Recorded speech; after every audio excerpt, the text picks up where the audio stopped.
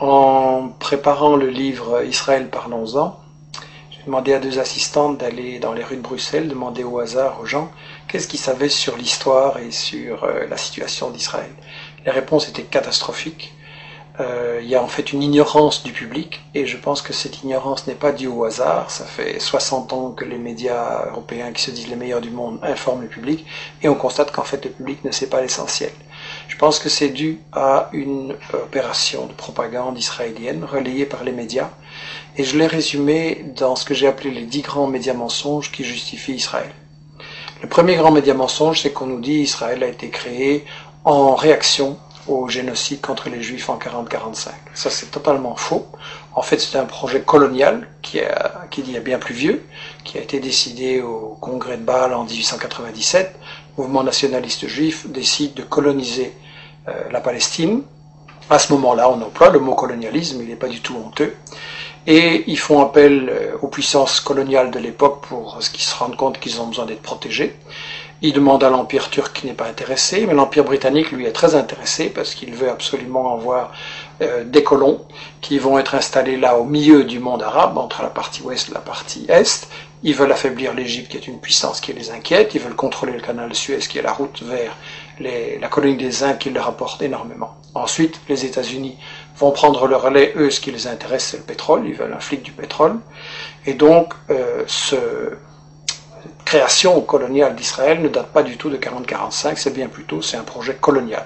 Il faut rappeler qu'à l'époque, les puissances coloniales européennes se partagent l'Afrique comme un vulgaire morceau de gâteau. Il y a une conférence à Berlin en 1885 avec l'Angleterre, la France, le Portugal, la Belgique, l'Allemagne. On se partage l'Afrique comme un vulgaire gâteau. Il n'y a évidemment aucun Africain qui est invité, je veux dire. Et donc on est vraiment dans l'époque coloniale. Israël, c'est un projet colonial, il faut le dire. Alors, le deuxième grand mythe qui justifie Israël, c'est oui, mais les Juifs, en fait, ils retournent sur la terre dont ils auraient été chassés par l'Empire romain en 70 après Jésus-Christ. Ça, c'est aussi un mythe total, parce que, en fait, j'ai interviewé dans ce livre l'historien Shlomo Sand, qui a lui-même interviewé les historiens, les archéologues israéliens, et tout le monde dit non, il n'y a pas eu d'exode, et donc il n'y a pas de retour. En gros, les populations, elles sont restées là, elles n'ont pas bougé. Bien sûr, il y a eu des invasions, des migrations, des mélanges, mais en gros, elles n'ont pas bougé, les populations. C'est qu'il y a 2 conséquences cocasses. La première, c'est que, au fond, les descendants des Juifs de l'époque de Jésus-Christ, c'est les Palestiniens qui vivent là aujourd'hui, maintenant.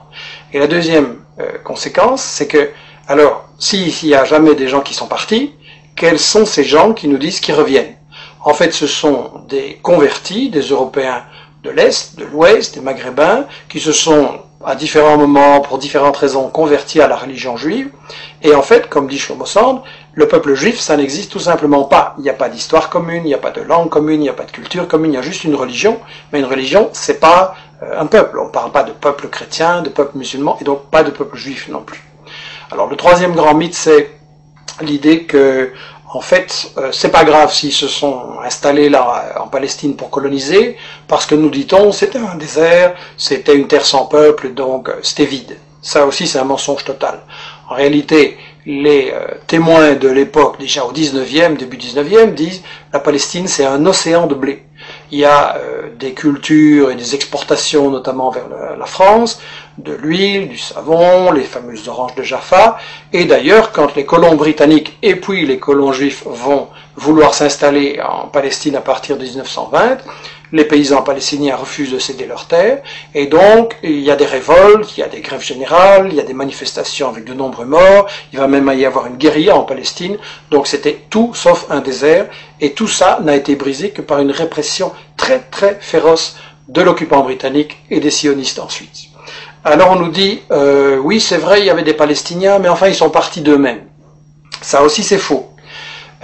J'ai cru ça moi longtemps, et tout le monde a cru ça, et ça a été la grande version officielle d'Israël, jusqu'à ce qu'on a appelé les nouveaux historiens israéliens, Benny Morris qui est interviewé dans les livres, Papé et d'autres disent non, les Palestiniens ont été chassés par la violence, par la terreur, par toute une opération systématique pour les expulser en fait du pays, pour vider la terre de ses habitants. Donc ça c'est encore un mythe absolu, et ça c'est pour, disons, la partie historique. l'histoire d'Israël, tout ce qu'on nous cache, qui est très très important à comprendre. Et ensuite, ce qu'on nous dit sur la période actuelle, c'est que de toute façon, Israël, c'est la seule démocratie au Moyen-Orient et que donc il faut la défendre, c'est un État de droit. Premièrement, c'est pas un État de droit, c'est le seul État au monde où la Constitution ne fixe pas les limites du territoire. Dans tous les pays du monde, il y a une Constitution qui dit le territoire il commence là, il s'arrête là, et ça c'est notre pays. Israël non, parce qu'Israël c'est justement un projet d'expansion qui n'a pas de limite, et il y a donc une Constitution en plus totalement raciste qui dit que Israël c'est l'État des Juifs. Ce qui veut dire que les autres sont des sous-citoyens, des sous-hommes, et donc c'est la négation même de la démocratie, une constitution pareille.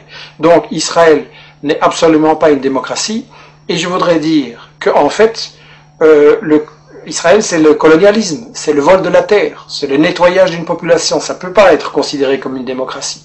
Alors bien sûr on me dira, il y a un parlement, il y a des médias, il y a des profs d'UNIF qui critiquent, etc. C'est vrai, mais étant donné que c'est un État qui est basé sur le vol de la terre, ça veut dire qu'en fait c'est une démocratie entre les voleurs pour savoir comment ils vont continuer à voler. Et ça n'est pas une démocratie, c'est du colonialisme, c'est toujours de la dictature. Alors on nous dit que les États-Unis, eux, ceux qui cherchent à protéger, en protégeant Israël et en mettant plus de 3 milliards de dollars d'aide militaire en armement chaque année pour aider Israël à bombarder et attaquer ses voisins, on nous dit que les États-Unis, ce qu'ils veulent, c'est protéger la démocratie au Moyen-Orient. Bien. Si les États-Unis étaient pour la démocratie, ça se saurait parce que c'est eux qui ont mis en place et qui protègent les dictatures épouvantables de l'Arabie Saoudite, du Koweït, le tyran Moubarak avec du sang sur les mains. Donc en fait, ils ont installé tout ça. Et eux, ce qui intéresse les États-Unis dans Israël, c'est pas du tout la démocratie, c'est en fait le flic du pétrole. Et ça, dans le livre, Chomsky, Samir Amin l'explique très bien, et d'autres, les États-Unis veulent absolument contrôler le pétrole, donc le Moyen-Orient. Ils veulent briser tout État qui pourrait résister à ce projet et qui n'accepterait pas de donner son pétrole pour rien. On l'a vu avec les guerres d'Irak, on l'a vu avec d'autres agressions. Seulement, les États-Unis ne peuvent pas attaquer à tout bout de champ tous les pays du Moyen-Orient qui ne leur plaisent pas. Donc ils ont besoin de ce que Chomsky appelle dans son interview le flic de quartier.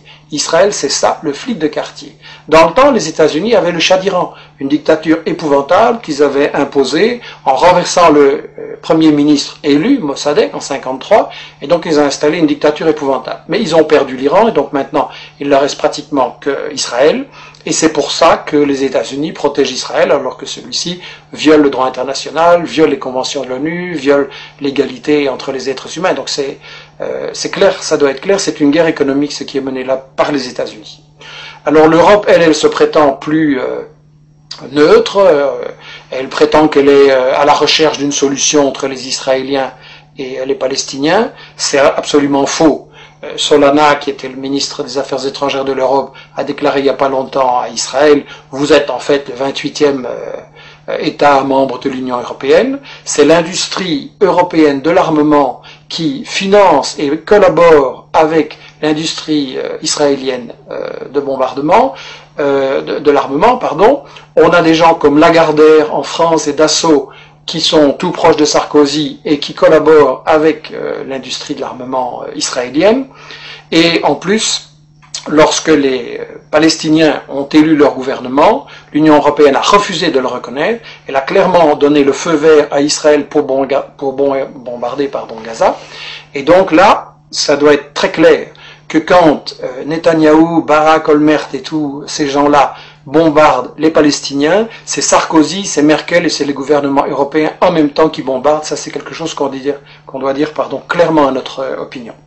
Alors, quand vous dites ce genre de choses, quand vous racontez la véritable histoire de la Palestine et d'Israël, quand vous montrez les intérêts scandaleux des États-Unis et de l'Europe, alors tout de suite, évidemment, on essaye de vous fermer la bouche en disant que vous êtes un antisémite. Enfin bon, disons un raciste anti-juif.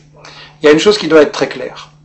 Quand on critique le gouvernement d'Israël, on n'est pas raciste anti-juif, au contraire, on critique un gouvernement qui nie l'égalité entre les êtres humains, entre les juifs et les musulmans. Et donc on veut au contraire que soit possible un avenir, une paix, une entente entre les juifs, les musulmans, les chrétiens et les laïcs au Moyen-Orient, et c'est pour ça qu'il faut arrêter le gouvernement d'Israël dans ses crimes, parce qu'il ne fait que semer la haine, et c'est sa stratégie, semer la tension, semer la haine. Alors là, ils répondent, et les médias relayent souvent l'idée, oui, mais les Palestiniens sont violents, c'est du terrorisme, etc. Je voudrais dire une chose. La vraie violence, c'est le colonialisme, c'est l'armée d'occupation israélienne qui a volé leurs terres, leurs maisons aux Palestiniens depuis 60 ans. C'est l'armée israélienne qui empêche les Palestiniens d'avoir une vie normale. Vous avez des checkpoints pour aller de votre maison à votre bureau, vous avez des checkpoints, vous devez parfois attendre 1 heure ou une journée. Il y a des femmes enceintes qui sont mortes parce qu'elles étaient bloquées par l'arbitraire des soldats israéliens au checkpoint. Donc, la violence, en fait, c'est l'occupation. Et je voudrais dire une chose, l'ONU, dans ses textes fondamentaux, reconnaît le droit de tout peuple colonisé, de tout peuple occupé, de résister par tous les moyens qu'il juge bons. Donc la résistance est légitime et la violence, c'est l'occupation et c'est tout. Et évidemment, le problème que beaucoup de gens se posent, c'est que face à tant de haine qui sont semées volontairement par Israël et ceux qui le soutiennent, les gens pensent, oui, c'est un conflit qui va durer toujours, il n'y a pas de solution, il y a trop de haine, etc. Il faut savoir que la solution, elle existe. Parce qu'en fait, les grandes organisations palestiniennes, dès le milieu des années 60, ont proposé une solution très démocratique et très simple, à savoir un seul État, sans discrimination, où il y aurait une égalité de droits entre les juifs, les musulmans, les chrétiens et les laïcs. C'est la définition même de la démocratie, un homme, une femme, une voix.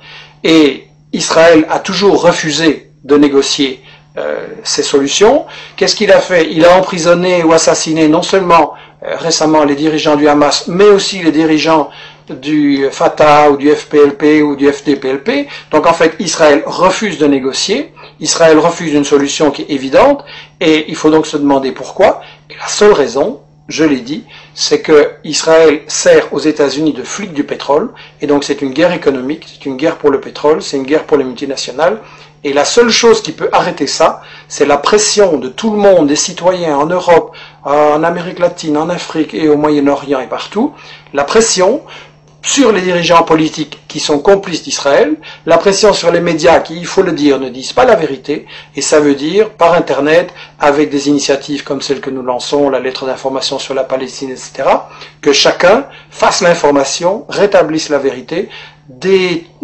démasque les médias mensonges et les mythes justificateurs d'Israël, et en appliquant cette idée, nous sommes tous des journalistes, on arrivera véritablement, je pense, et assez rapidement, à une possibilité de négocier et de trouver une solution pour établir la paix au Moyen-Orient.